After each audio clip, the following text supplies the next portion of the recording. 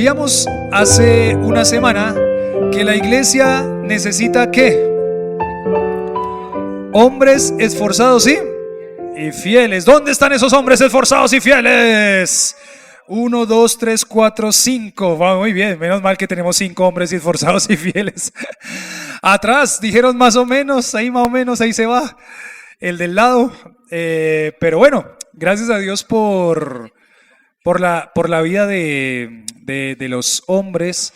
Y qué bendición los hombres que Dios pone en una iglesia. Y bueno, hoy recordando ese Día de la Madre, pensando en esas mujeres que Dios pone también al lado de esos hombres para que ellos lleven a cabo el ministerio que el Señor les llamó a hacer.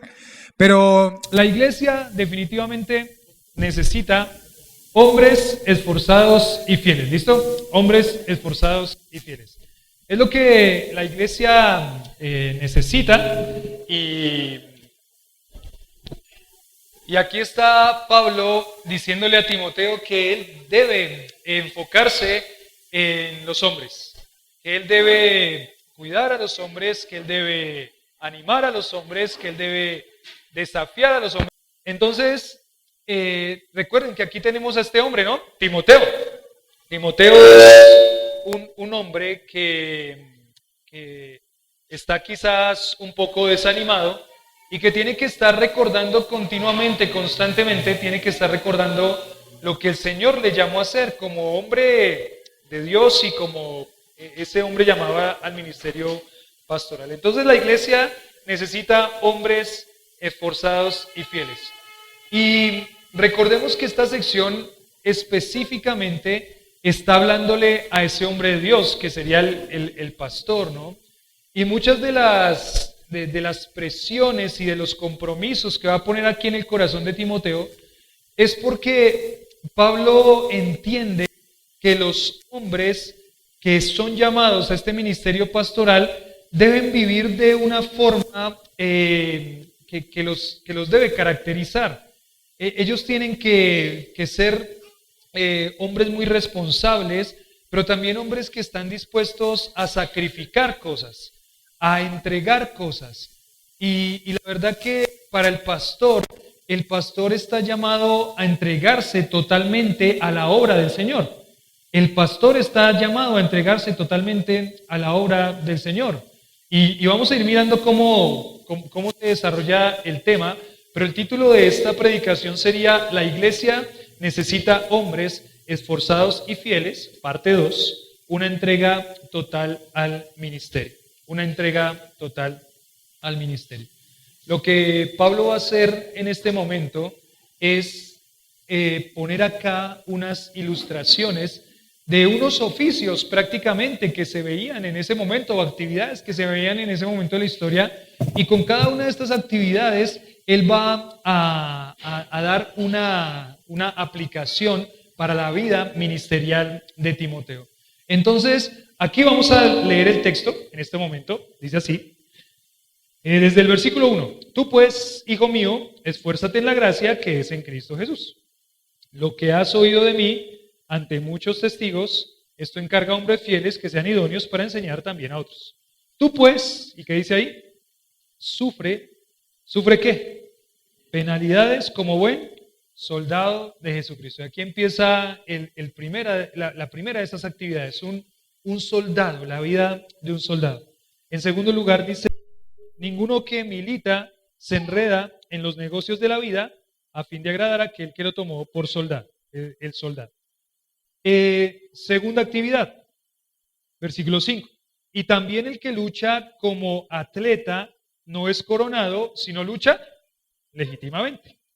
El labrador para participar de los frutos, que sería la tercera actividad, el labrador para participar de los frutos debe trabajar primero.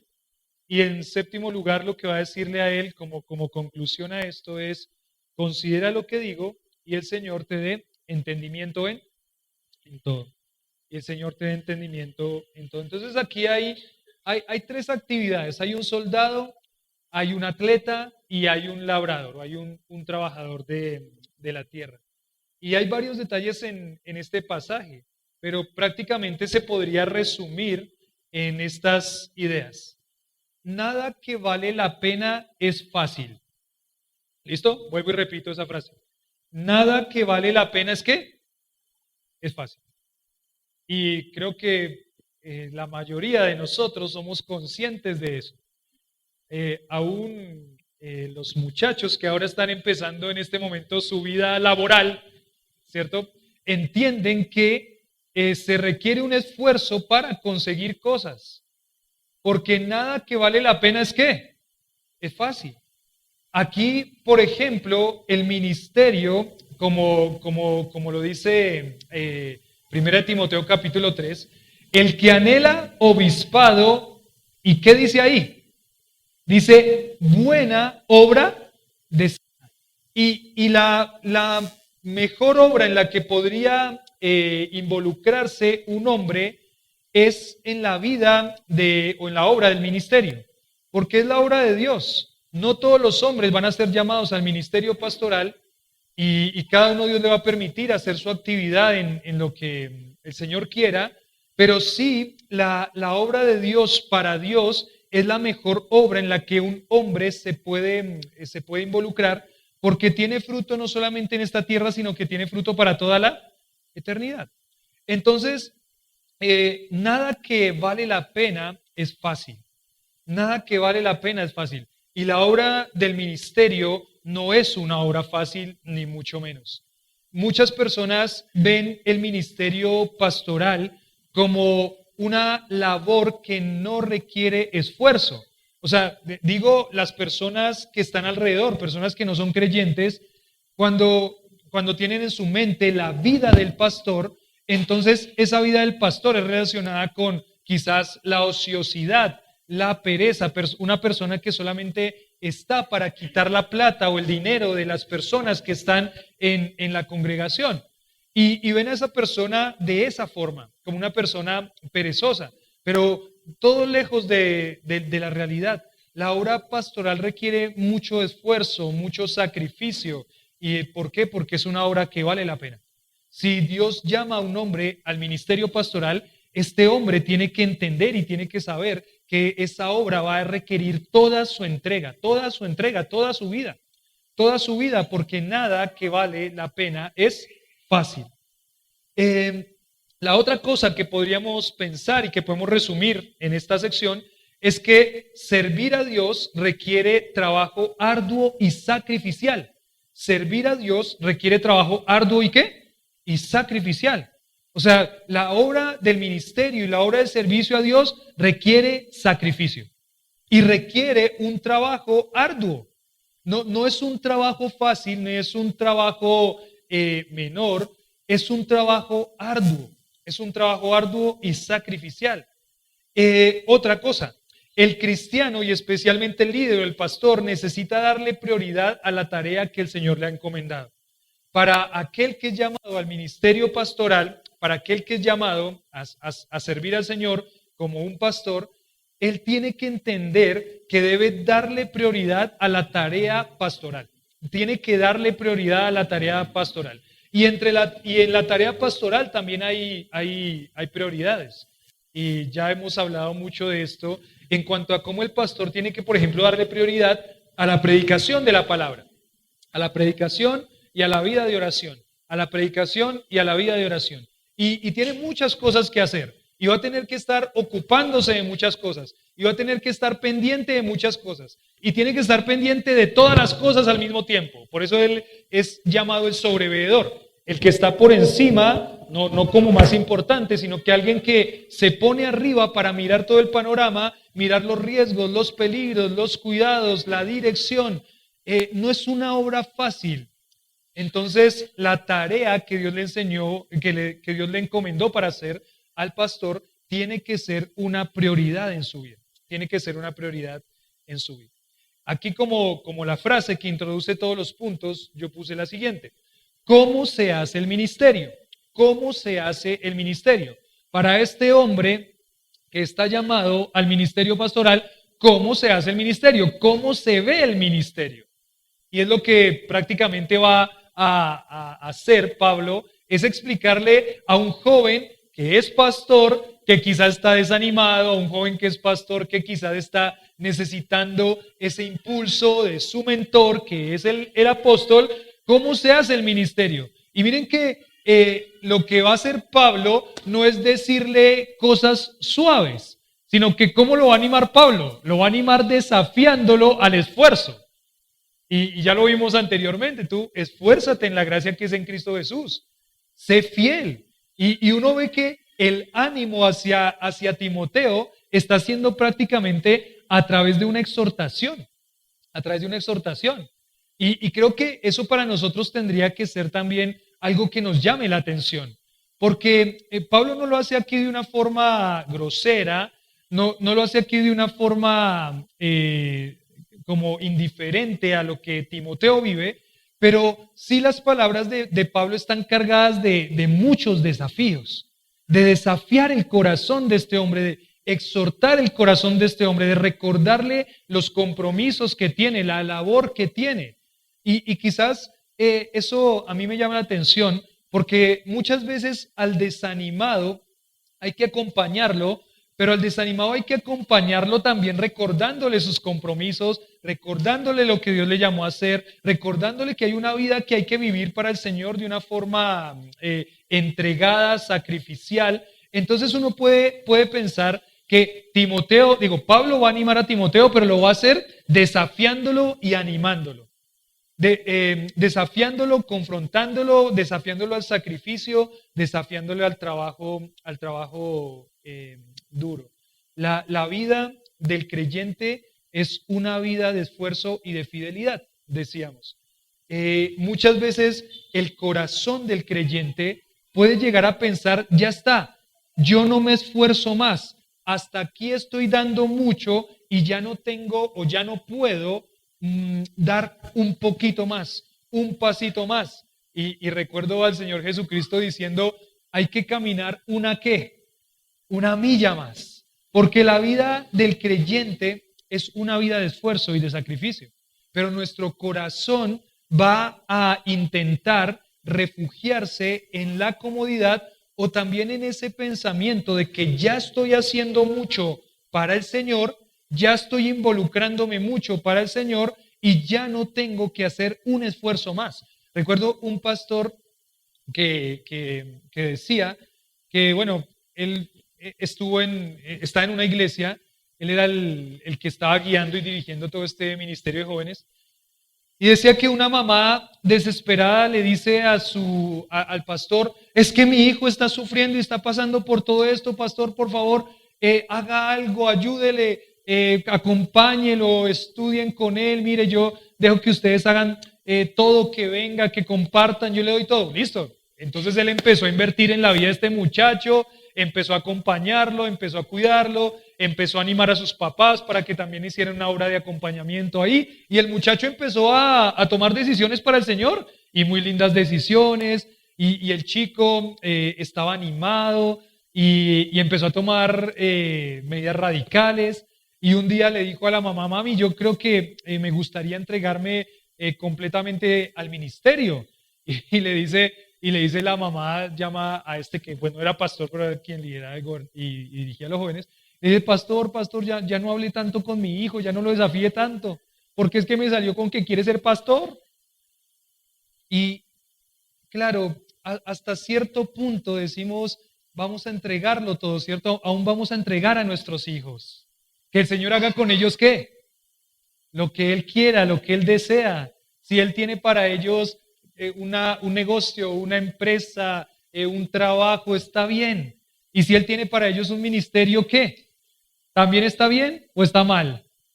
Está bien. Y si el hijo invierte su vida en el ministerio para el Señor valora esa obra porque es la obra de Él, en la que un hombre puede invertir su vida. Entonces, a veces pensamos, hasta cierto punto yo puedo dar. Hasta cierto punto yo puedo estar, yo puedo ir caminando con Él hasta cierto punto, yo me puedo esforzar hasta cierto punto, yo puedo ir hasta ciertos momentos, yo puedo involucrarme hasta cierto tiempo, pero de ahí para allá no me voy a involucrar porque ya estoy haciendo mucho. No. La vida del creyente es una vida de esfuerzo, de fidelidad, de sacrificio y de entrega. y de entrega. Nadie que sea un creyente genuino puede estar tranquilo como está su vida ahora. Así esté bien en muchos aspectos, pero nadie puede estar tranquilo. ¿Por qué? Porque el Señor constantemente nos está llamando a que nosotros tenemos que seguir creciendo. ¿O alguien ya creció hasta el punto de estar a la estatura o la medida de Cristo? No, nos hace falta un montón de caminar en la vida cristiana, pero nadie puede estar cómodo. Nadie puede estar cómodo en este momento de su vida cristiana pensando, hasta aquí yo ya estoy bien, hasta este punto yo ya di mucho, yo ya no me esfuerzo un poquito más, yo ya estoy, ya no tengo que hacerlo, no. El creyente está llamado. Ustedes están pensando o pueden pensar que Pablo le está hablando a Timoteo. Y Timoteo es el pastor de la iglesia. Y Timoteo es el que ha caminado con el apóstol Pablo 15 años de su vida. Y Timoteo es el que ha estado haciendo la obra del ministerio en muchas de las tareas que Pablo tenía. Y Pablo no le está diciendo, ya estás bien, Timoteo. Le está diciendo, aún hay que crecer un poquito más. Aún hay que seguir invirtiendo. Lo veíamos en el capítulo 1. Pablo está en una cárcel ya listo para morir en las próximas semanas o en los próximos meses, y Pablo no está diciendo, ya aquí terminó mi labor. ¿Qué está diciendo Pablo?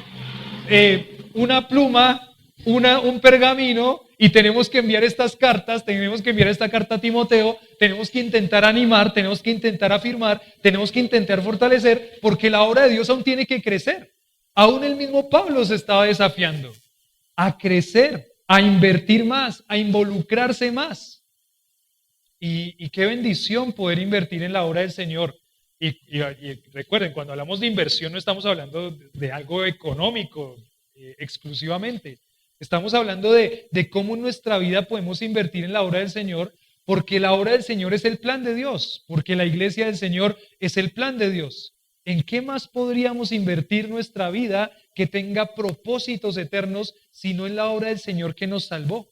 Entonces uno va pensando y va meditando en su corazón y dice, Señor, perdóname cuando he tenido esa sensación, esa falsa sensación de seguridad en la que yo digo, ya no tengo que invertir más, ya no tengo que hacer más, ya me esforcé mucho por esto, ya hice mucho por esta iglesia, ya no voy más, ya no. Señor, perdón por haber puesto en mi corazón ese pensamiento de que el sacrificio por ti no vale la pena, de que el sacrificio por ti ya no es necesario. No, la vida del creyente es una vida de esfuerzo, de sacrificio, y les decía en esa frase, nada que vale la pena es fácil. ¿Y la obra de Dios vale la pena? Gracias, Dieguito. ¿Y la obra de Dios vale la pena? O sea, si nosotros somos creyentes, valoramos esto.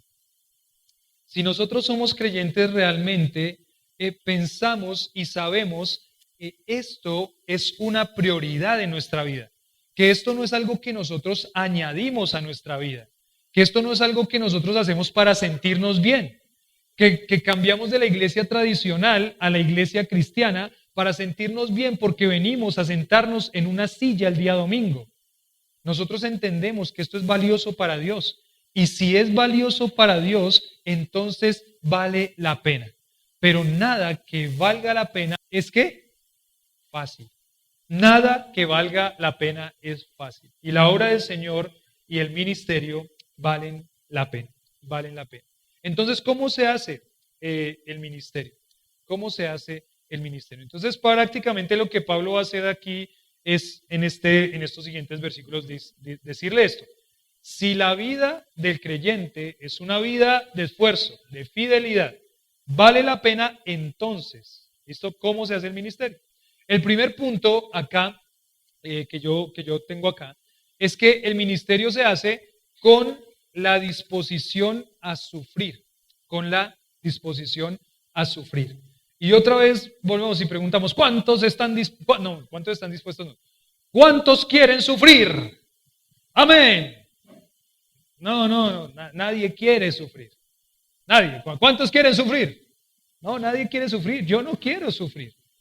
Pero aunque no quiero sufrir, yo estoy dispuesto ¿a qué? A sufrir.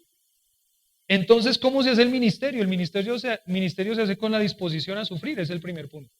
Con la disposición a sufrir. Ahí versículos 3 y versículo 4 nos dice el 3. Tú pues, entonces si es así, sufre penalidades como buen soldado de Jesucristo. Y lo que va a hacer Pablo aquí es recordar la experiencia militar. Para Pablo, la experiencia militar era algo que él tenía muy a la mano. Él ya está terminando su vida. ¿Y cuántas veces ha estado encarcelado Pablo?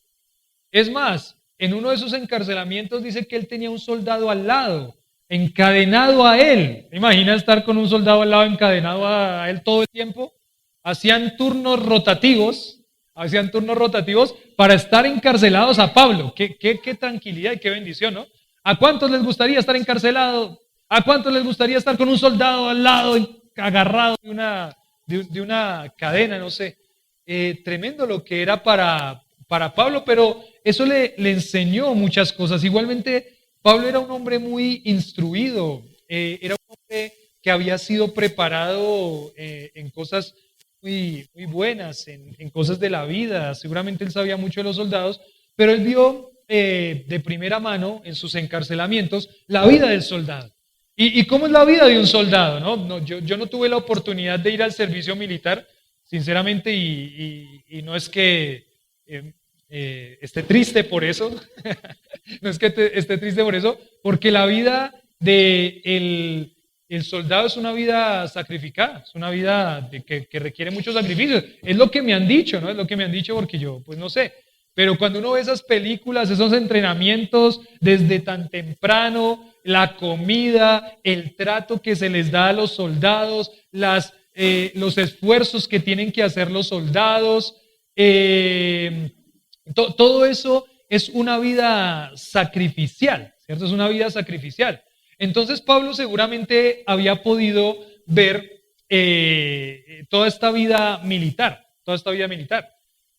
creo que es Fernanda, Pedrito, Fernanda se llama ella.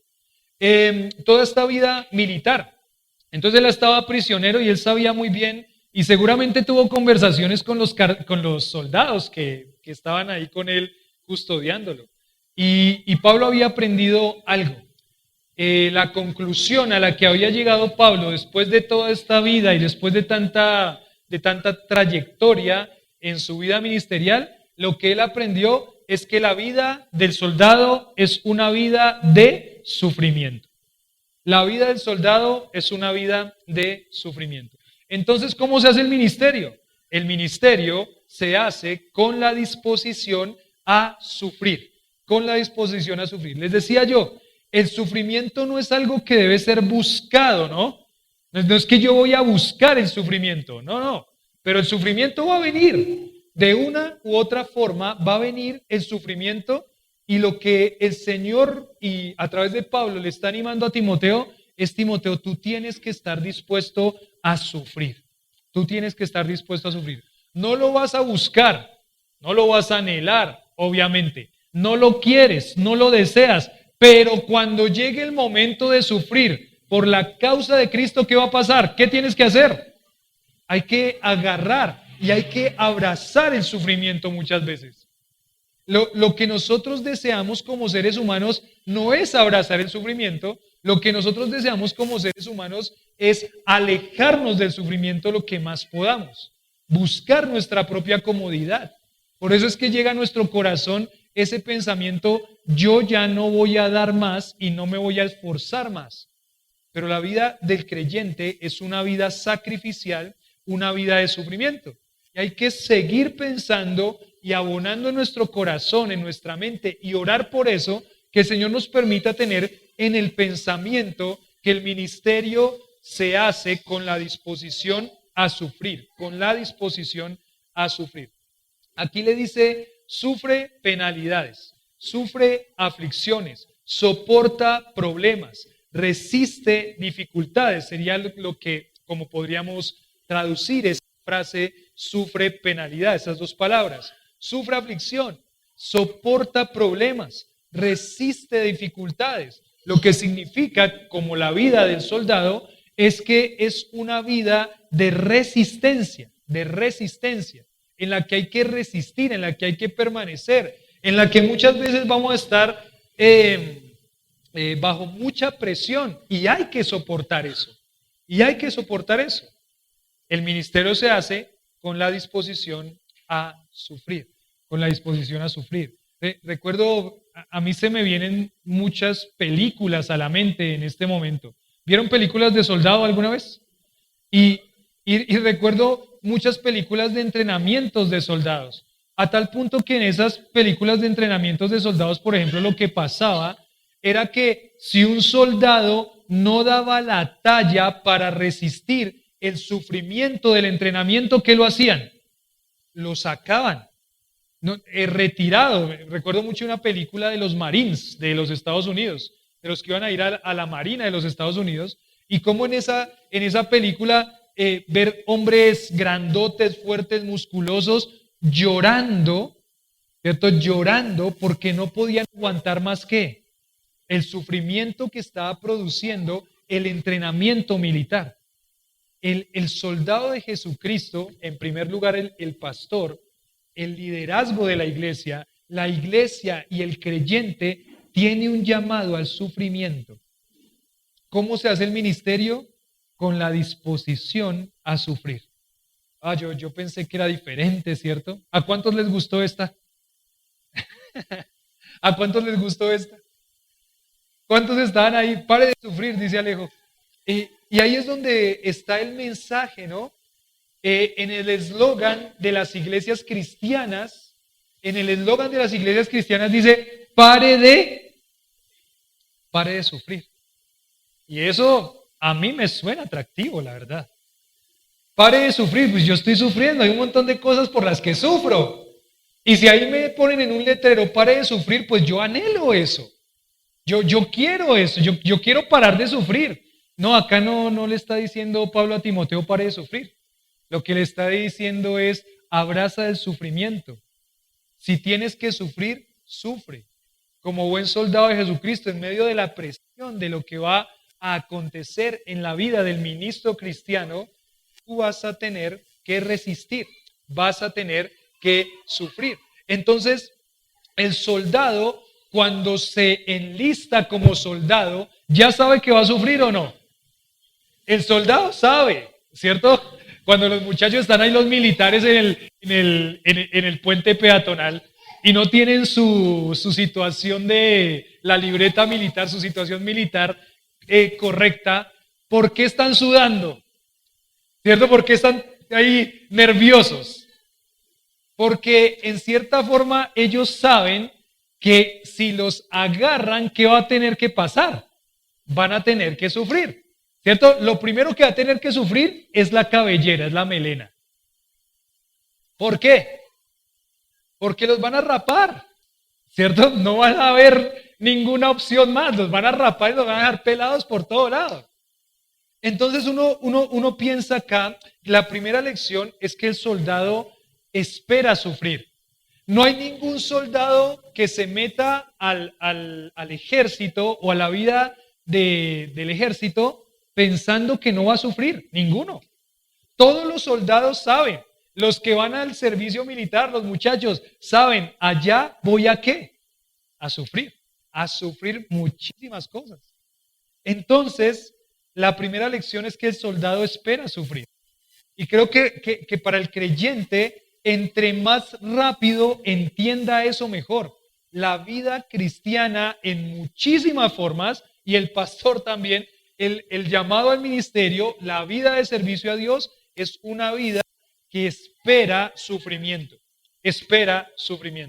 ¿Recuerdan ese versículo que citamos regularmente? ¿Cuál es el versículo que citamos regularmente? El Señor Jesús les dijo, aflicciones en este mundo, se me fue la palabra. En el mundo tendréis. Él no le está diciendo como una posibilidad, se lo está diciendo como una seguridad. En el mundo tendréis aflicciones, pero no lo deja solamente así, ¿no? Él le dice, pero confiad, yo he vencido ¿a quién? Al mundo.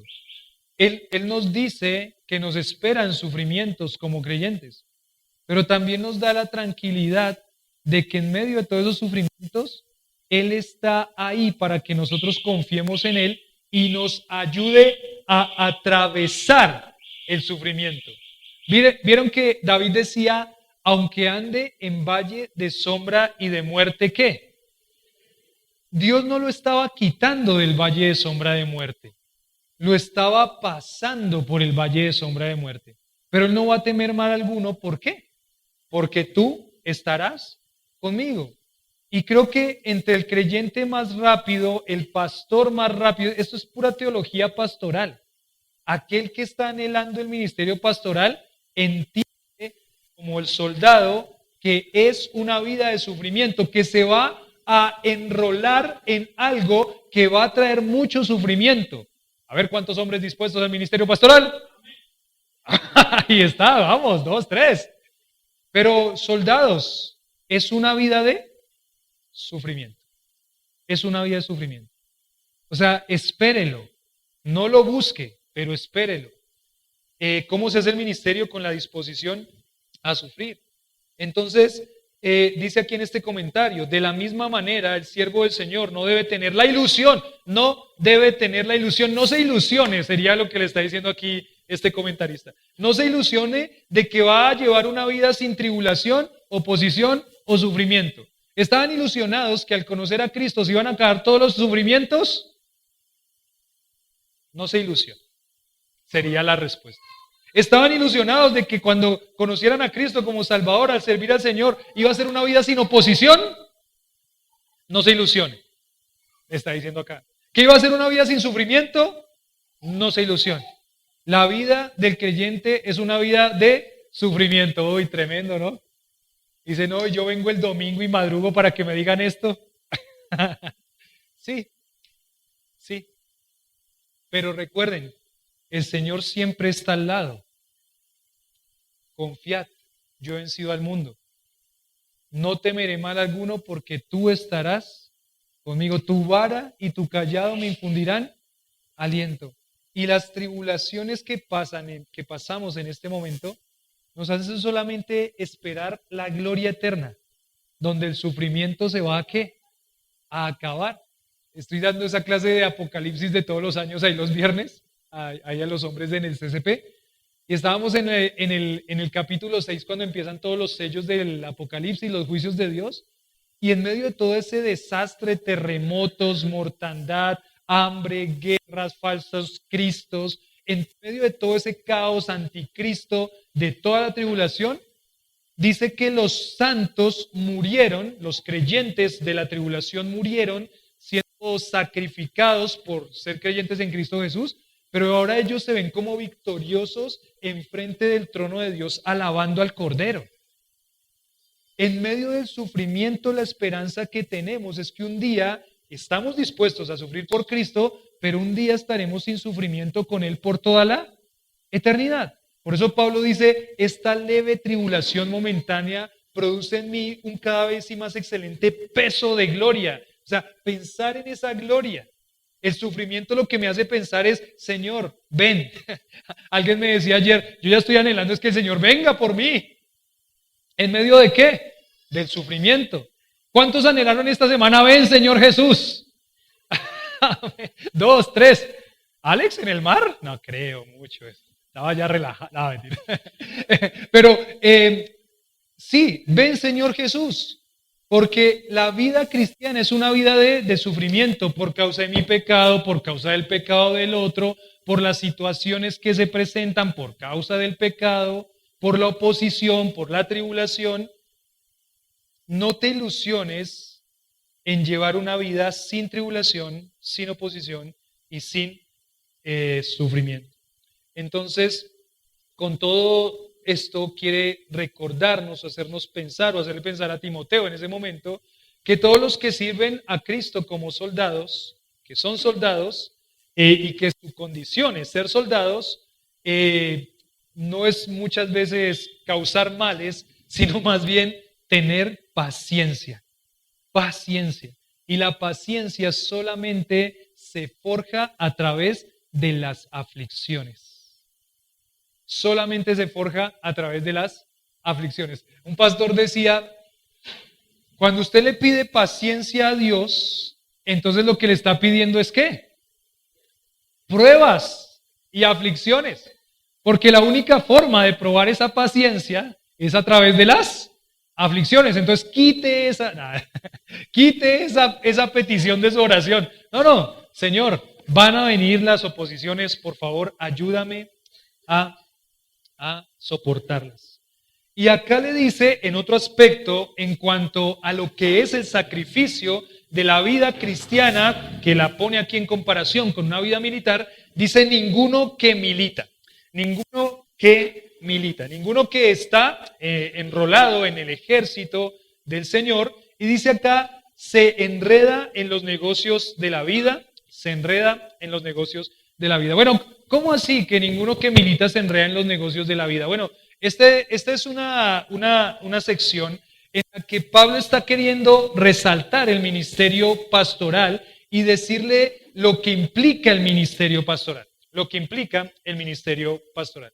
Ahora, este verbo acá, se enreda, es un verbo que traduce no se deja enredar en algo. No se deja enredar en algo, porque el verbo acá no está en forma activa, el verbo acá está en forma pasiva. Es decir, él no se está enredando, sino que él se está dejando enredar en algo. ¿En qué? Dice acá, y lo pone específicamente. En los negocios, en los asuntos, en las preocupaciones de la vida. Prácticamente dice mercantiles. Es decir, en los negocios de este mundo u otros que no sean en el ámbito militar, que es donde él está ejerciendo todo su ministerio. ¿Por qué? Yo pensaba mucho en este pasaje. ¿Está mal que los cristianos tengan negocios? Pues evidentemente no, porque Dios va a permitirles a unos tener negocios, crecer en negocios. Algo que, por ejemplo, pensaba en estos días es, ¿está mal que un creyente esté involucrado en la política? Y yo pienso que no, que eso no podría ser pecado, porque aún habían cristianos en el Imperio Romano que eran de la casa del César. O sea, personas muy importantes, muy influyentes políticamente. Yo no veo que haya un pecado en que un creyente esté involucrado en la política y mucho menos en los negocios. Dios va a hacer que produzca y que crezca en lo que Él permita. Pero aquí sí le está poniendo un peso al pastor en primer lugar. Yo sí pienso, y casi que estoy completamente convencido, como veo todo lo que es la teología pastoral, el llamado pastoral, que un pastor no debería involucrarse en la política. Yo creo, como veo el ministerio pastoral, él está diciendo acá, ninguno que milita, y por eso les digo, al pastor en primer lugar. Ahora no van a salir diciendo es que el pastor piensa que mi negocio está mal. No, ustedes no son el pastor. Yo soy el pastor en este momento y estoy hablando a pastores o a los que estén pensando en el ministerio pastoral también en un futuro. No está mal sus negocios, no está mal. Antes yo oro para que crezcan y vendan mucho. Ayer le decía a alguien, espero que venda mucho. Hoy me decía alguien, pastor, tú sabes que cada día de la madre yo no puedo ir. Y yo le dije, espero que vendas mucho. Y lo digo con sinceridad, espero que venda mucho. Espero que sus negocios crezcan, que ustedes en su vida, los que tienen esta vida de involucrados en una empresa, que crezcan, que Dios les permita hacer luz. Qué bendición cuando uno de ustedes me dice, me ascendieron, ahora soy el coordinador de todo el edificio. Amén. Eso es un montón de responsabilidad, pero amén. Gracias a Dios que crecen. Pero yo sí creo que aquí está poniendo una carga sobre el que está en el ministerio pastoral. Y le está diciendo, este ministerio pastoral tiene tanto sacrificio, debe ser con tanto esfuerzo, debe ser tan bien cuidado. Es la obra de Dios que no debe haber ninguna distracción o algo que enrede tu corazón en algo que no sea hacer la obra del Señor entregado. Entonces pienso yo que el pastor no debería estar en política. El creyente sí, el pastor no debería estar enredado en la política porque lo va a tener dividido en dos cosas. O es la política o es el ministerio pastoral. Y el ministerio pastoral requiere muchísima entrega. Ahora, en los negocios también, el creyente, amén, gracias a Dios y gloria a Dios. Hay que seguir creciendo en todo eso. Pero creo que lo que le está diciendo aquí Pablo es, si el pastor no tiene que involucrarse en negocios de esta vida, mejor. Si el pastor no tiene que involucrarse en los negocios de la vida, ahora está mal que un pastor, es que yo conozco un pastor que es negociante y tiene una tienda de deportes, por ejemplo, Gustavo Caramelino. ¿Han escuchado a Gustavo Caramelino ahí en BBN, en Conectados con la Palabra los sábados en la mañana? Gustavo Caramelino es un hombre que tiene en Santa Fe, en la provincia de Santa Fe, en la ciudad de Santa Fe y en Argentina, una tienda de deportes donde él vende camisetas del fútbol argentino, de Argentina. Es que yo lo conozco a él, entonces él está mal porque está teniendo negocios. No. Pablo está queriendo decirle aquí al pastor, si tú estás llamado a algo, entonces a ese ministerio pastoral, tienes que entregarte por completo y de lleno a ese ministerio pastoral. Y tener mucho cuidado en que no haya algo como un negocio de esta vida que enrede tu corazón, que te impida hacer el ministerio pastoral. Y eso es una demanda que realmente es algo duro, es algo difícil. No sé cómo caería, por ejemplo, esto a una esposa de un pastor, ¿cierto? ¿Cómo caería esto? Porque ella de pronto está ilusionada con algo, no sé. Y ella dice, entonces mi esposo no se puede involucrar en un negocio de esta vida. Si es que ese negocio te enreda y no te deja hacer la labor pastoral, tienes que pensarlo muy bien. Tienes que pensarlo muy bien. Porque la labor pastoral, como Pablo lo está poniendo acá, es una labor que requiere mucho esfuerzo y mucho sacrificio. Ahora, también lo que tenemos que pensar es que eso no significa que yo voy a descuidar a mi familia. Y eso también está ahí latente. En la cultura americana, por ejemplo, en las iglesias de los Estados Unidos, quizás en las iglesias europeas, ellos tienen un sistema de país que los pastores, al tener esta profesión, prácticamente ellos lo ven como una profesión, entonces las iglesias tienen muy bien estructurado todo esto de apoyar, de sostener a los pastores. Nuestra cultura latinoamericana no tiene esto tan bien coordinado. Entonces, para la cultura latinoamericana hay muchos pastores que no pueden entregarse completamente al ministerio. ¿Por qué? ¿Por qué? Porque sus iglesias no los sostienen. Entonces le decimos a este pastor, según esto, usted no puede estar trabajando en ninguna otra cosa que no sea el ministerio, entonces sálgase, pero mi familia, ¿cómo se va a sostener? ¿Cierto? Porque él tiene que ser fiel también en sostener ¿a quién? A su familia. Entonces, no podríamos decir a este pastor, sálgase de trabajar. No. Él está diciendo, él ya puso en 1 Timoteo un principio bíblico, y es que los ancianos que gobiernan bien sean tenidos por dignos de doble honor, mayormente los que se dedican en predicar y enseñar. Entonces, estos pastores van a tener que recibir un sustento de la iglesia, dignos de doble honor, ahí está hablando de dinero específicamente, para que ellos puedan hacer el ministerio como tienen que hacerlo, para que haciendo ese ministerio y enfocados en la iglesia y enfocados en que la iglesia del Señor crezca, en que Él visita, en que Él va, en que se encuentra con alguien, en que Él llama, en que todo eso Él estudia, Él está en reuniones, está involucrándose en ministerios que hagan crecer la obra del Señor, lo pueda hacer con total tranquilidad y no tener que de pronto enredarse en algún negocio de la vida que le quite el tiempo para hacer el ministerio pastoral. Pero las iglesias también tendrían que despertar en ese aspecto. En nuestra cultura latinoamericana, las iglesias tendrían que despertar en ese aspecto. En el aspecto de que nosotros como iglesias somos responsables de una familia pastoral, para que este pastor que está bien cuidado pueda ejercer el ministerio de la forma que Dios quiere que lo haga. ¿Cómo? Entregado totalmente al ministerio pastoral, sin dejarse enredar por alguna cosita que pueda quitarle todo su enfoque y concentración en el ministerio pastoral. Y recuerden que esto lo digo no porque esta iglesia no lo haga. Esta iglesia lo hace y gracias a Dios muchas de nuestras iglesias, en lo que llamamos la Federación de Iglesias, tienen esto como algo muy bien. Pero hay muchas iglesias que no. Hay muchas iglesias en donde el pastor tiene que trabajar secularmente aparte de su trabajo ministerial. Y bueno, hay que hacerlo y tiene que hacerlo. Y no puede dejar de hacerlo porque tiene que cuidar a su familia. Pero el ideal sería que este hombre que está trabajando en el ministerio pastoral se entregue completamente a esa labor.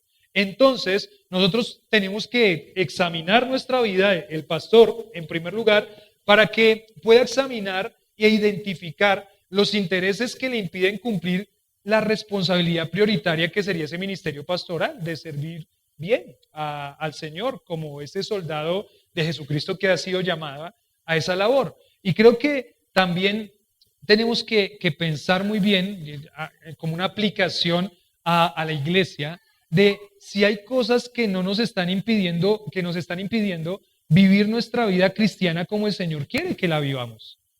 Que muchas veces de pronto las preocupaciones de otras cosas nos quitan las prioridades, que es servir al Señor y vivir para Él.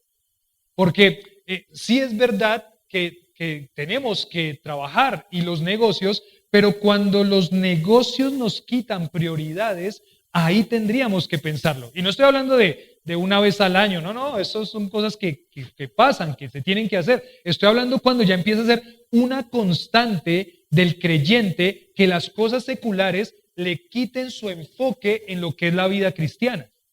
En ese momento el creyente tiene que evaluarse, tiene que mirar si la prioridad para el Señor es mi vida espiritual y mi vida espiritual depende de lo que es la iglesia, la predicación de la palabra, mi vida en comunión, y yo no puedo tener eso por las cosas de este mundo porque me está impidiendo, entonces hay que pedirle al Señor que se pueda cambiar eso.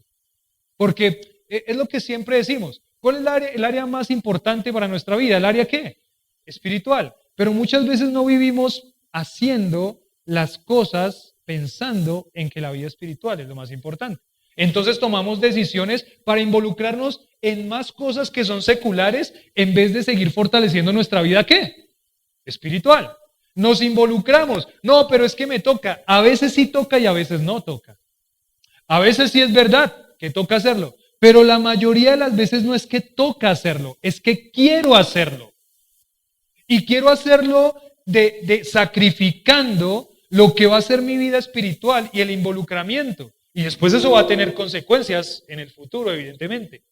Entonces uno tiene que ir pensando y tenemos que ir pensando como creyentes, si hay alguien que está también interponiéndose a esta responsabilidad prioritaria que yo tengo. ¿Y cuál es mi responsabilidad prioritaria? Ser soldado de Jesucristo. Para el pastor es su ministerio pastoral. Para la iglesia son su ministerio como creyente. Y si hay algo que incomoda eso, entonces yo tengo que mirar cómo ajustarlo, porque el Señor quiere que yo entregue mi vida para Él y para esas cosas espirituales que son las más importantes o las prioritarias en primer lugar. Entonces acá es una teología pastoral. Hasta donde sea posible, dice este comentarista aquí, el siervo de Dios debe involucrarse en los negocios seculares para concentrarse en el ministerio. Y hay personas que dicen, por ejemplo, sacan algunos pasajes. Y dicen, pero es que Pablo trabajaba haciendo ¿qué? Tiendas. Decía, Pablo trabajaba haciendo tiendas. Ese trabajo de tiendas seguramente era un trabajo que él tenía que hacer para poder sustentarse en muchas ocasiones. Pero cuando habla de hacer tiendas, él nos dice que, por ejemplo, Pablo en la ciudad de Éfeso estaba entregado por completo a la obra del ministerio. De pronto en ese momento las iglesias lo sustentaron, de pronto le llegaron algunas ofrendas que lo ayudaron a concentrarse específicamente en eso. Pero Pablo, cuando tuvo que hacer tiendas y trabajar en algo secular, ¿qué hizo? Trabajar. Estaba dispuesto a hacerlo. Eso no quita. Yo no puedo decir, y otra parte de la teología pastoral, yo no puedo decir, como la iglesia no me sustenta, entonces no sigo haciendo mi labor como qué. como pastor, porque el pastor no trabaja por plata. El pastor trabaja porque Dios lo llamó a hacer eso y lo va a hacer. Llueva, truene, relampaguee, hayan recursos o no hayan recursos. Entonces, es parte de la teología pastoral. Aun si en eso el pastor tiene que sufrir, ¿en qué? En tener que estar dividido, en trabajar en la iglesia, en trabajar en la obra del Señor y estar dividido en un trabajo secular, tiene que sufrirlo. Porque el pastor tiene que estar dispuesto ¿a qué? Al sufrimiento. Él tiene que... Entonces, ¿cuántos quieren ser pastor? ¿Alguno llamado al ministerio pastoral?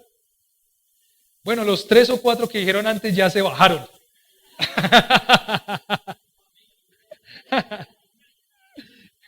Porque es lo que hemos dicho tantas veces. Una persona no se mete al ministerio por dinero, ni por comodidad.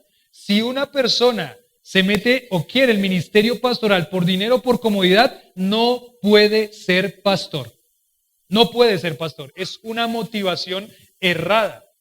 Entonces, este pastor va a enfocarse en lo que es su labor como pastor y va a intentar que ese sea su objetivo, que ese sea su enfoque, que nada lo distraiga de lo que él tiene que hacer, de lo que él tiene que hacer. Y como les decía, la iglesia lo que tiene que evaluar la iglesia es si hay algo que esté impidiendo que ustedes puedan desarrollar su vida cristiana como el Señor y mirar eso, evaluarlo y si se puede cambiar, si se puede quitar eso que está estorbando ese involucramiento de ustedes en la vida ministerial, en la vida del cuerpo, entonces tocaría mirar, pensar si es un trabajo que está impidiendo ciertas cosas, no de un domingo, sino de muchos domingos, entonces oremos para ver si Dios nos permite otra situación para que yo pueda involucrarme más, servir más.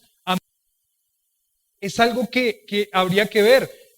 Este negocio, pero el negocio me está quitando el involucramiento con mi vida espiritual, mis hermanos.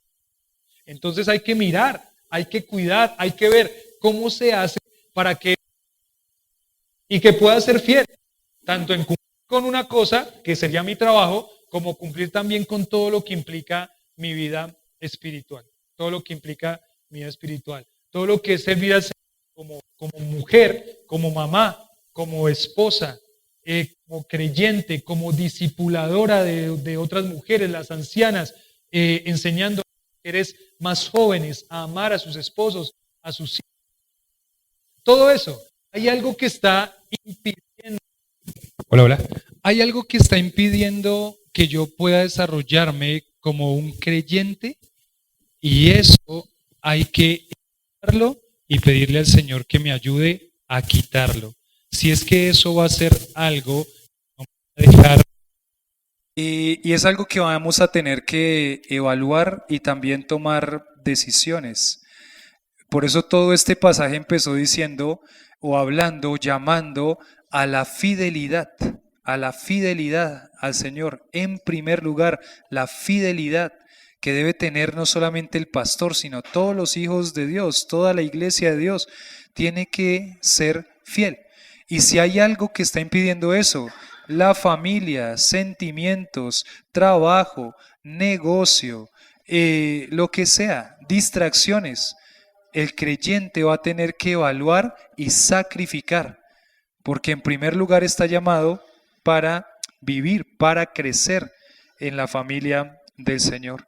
Entonces, ahí, por ejemplo, este comentario decía, cada hijo de Dios, cada creyente en la iglesia debe evaluar sus actividades para decidir si la ambición por los bienes materiales, el deporte, la diversión o la vida social ocupan demasiado tiempo y distraen sus responsabilidades como creyente.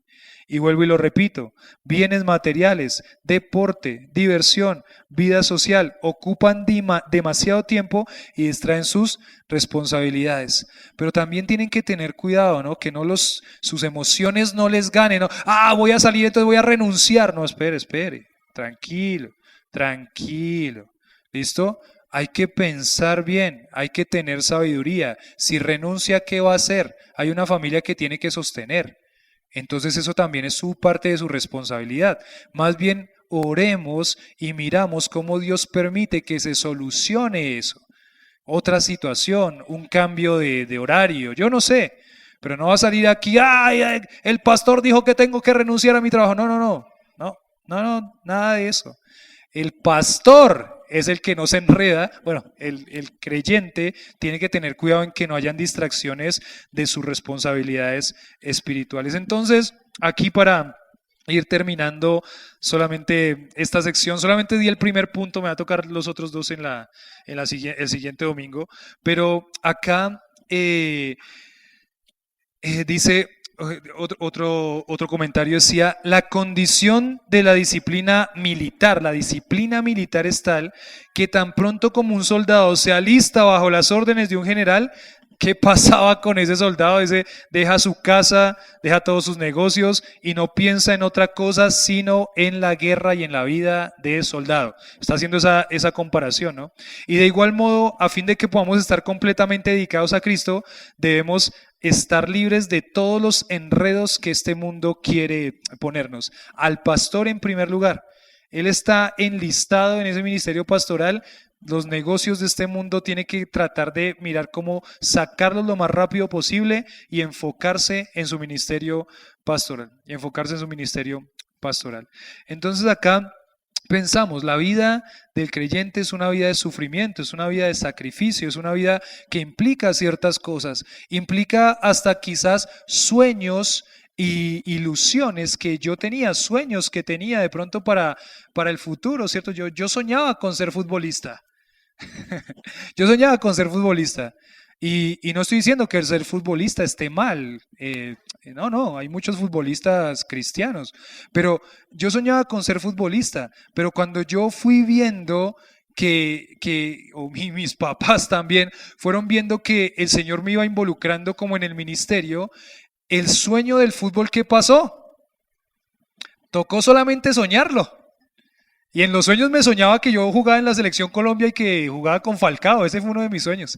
Que estaba yo ahí al lado con Falcao yendo a meter un gol en el Mundial aparte. Entonces, toca dejarlo como un ¿qué? Como un sueño. Y hay que sacrificar muchas veces los sueños también.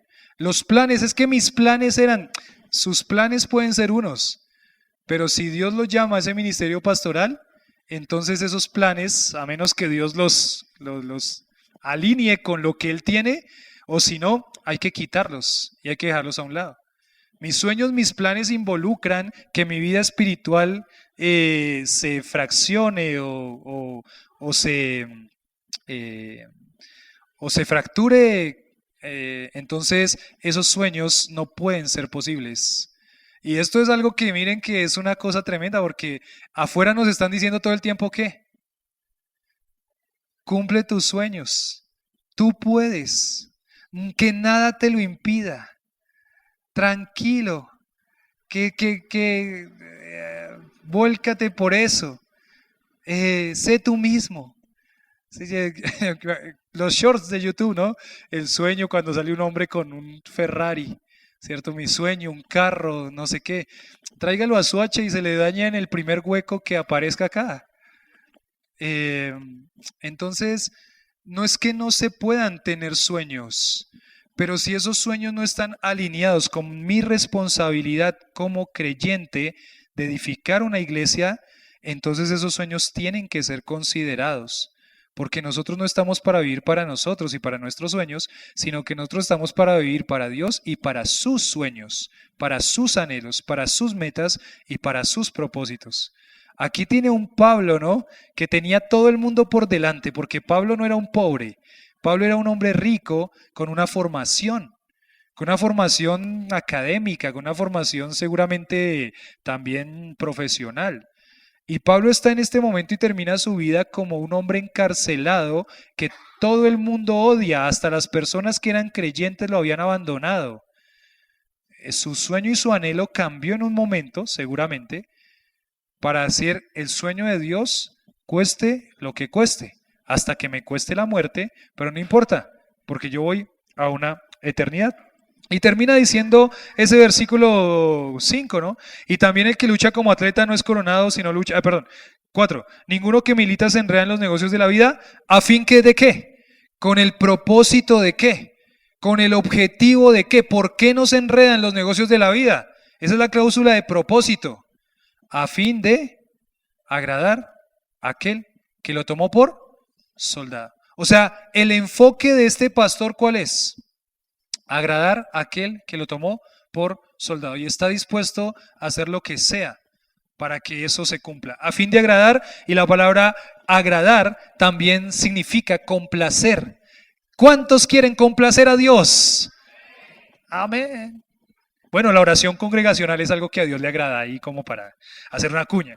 A fin de agradar, de complacer a aquel, mis sentimientos, sí, yo quiero una cosa, no, yo estoy enfocado es en qué, en agradar a aquel que lo tomó por soldado. Muchas personas en la vida militar han dicho, ¿para qué está en el ejército? Le pregunta el general, me acuerdo también de otra película, ¿usted por qué está acá? Y él responde, yo estoy aquí para agradarlo a usted, para obedecerle a usted, para complacerle a usted, le dice el soldado. Y le dice el general, esa es la mejor respuesta que he escuchado en toda mi vida. Creo que era para Forrest Gump. Esa es la mejor respuesta que he escuchado en toda mi vida. Esa es la respuesta del creyente. ¿Usted para qué está acá? Para agradarlo a Él, para complacerlo a Él, para vivir para Él. Esa es la mejor respuesta de la vida del creyente, aunque eso implica muchísimas cosas. El creyente, el pastor, la iglesia está para complacer a aquel que lo tomó por soldado. En la Biblia de las Américas lo traduce de esta forma: ningún soldado en servicio activo se enreda en los negocios de la vida diaria a fin de poder agradar al que lo reclutó como soldado. Al que lo reclutó como soldado. Entonces, bueno, pensábamos acá, ¿cómo se hace el ministerio? El ministerio se hace con la disposición de ¿qué? Perdón, con la disposición a sufrir. Con la disposición a sufrir. Pero ánimo, mis hermanos. ¿Cuántos de nosotros queremos escuchar al llegar al cielo? Bien, buen siervo fiel, entra en el gozo de tú. Eso implica sacrificio. Pero será lo más lindo que podamos escuchar del Señor. Bien, buen siervo fiel. Sobre poco has sido fiel, sobre mucho te pondré. Entra en el gozo de tu Señor. Y creo que no va a haber ningún momento, o bueno, uno de los momentos también más lindos, ahí pensando en Apocalipsis, es cuando dice en Apocalipsis capítulo 4, que están los creyentes de todas las edades enfrente del trono del Señor con palmas en sus manos. O sea, aplaudiendo seguramente en una celebración de todo lo que está pasando enfrente del trono de Dios. Y dice que con sus coronas y prácticamente adorando al Señor con esas coronas, que lo que nosotros pensamos son esas recompensas después del juicio del gran trono blanco, no, sino del tribunal de Cristo. Esas recompensas del tribunal de Cristo por haber hecho la obra del ministerio como creyentes. Y que todas esas coronas nosotros podamos echarlas a los pies del Señor en alabanza y adoración a Él, diciendo: Señor, gracias por habernos permitido servirte, aquel que nos amó y nos lavó de nuestros pecados con su ¿qué? Con su sangre, y nos hizo reyes y sacerdotes para Dios su Padre. Al sea la gloria y el imperio por los siglos de los siglos. Amén. Ese va a ser el momento más lindo. Aquí vamos a tener que dejar cosas, sí. Pero me acuerdo de ese versículo que dice: no hay nadie que haya dejado padre, madre, hermanos, bienes, posesiones por mí, que no vaya a tener su ¿qué? Su recompensa. Entonces, ánimo, hermanos. Si los sueños que tienen no van alineados, si el Señor los quita, está bien, no hay problema. Pero que podamos servir al Señor con fidelidad, con esfuerzo y con sacrificio.